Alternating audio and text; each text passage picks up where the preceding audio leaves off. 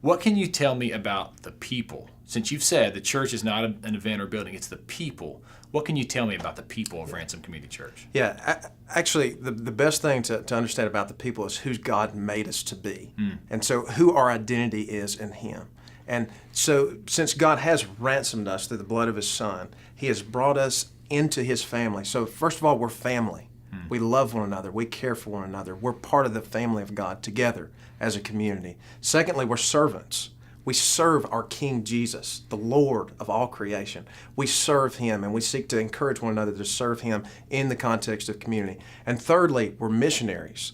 We have been empowered and sent by the Holy Spirit into the world to make disciples. And so those are our identities that we embody, and those are things that we seek to live out.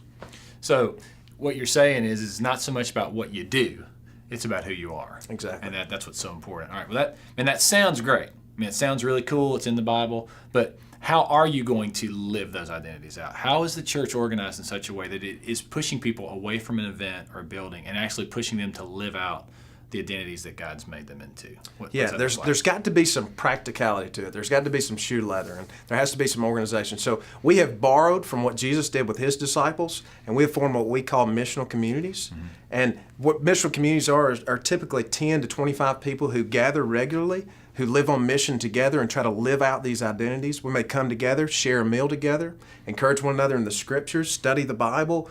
We may do some service projects, anything we can do to live on mission in the community and context that we've been in.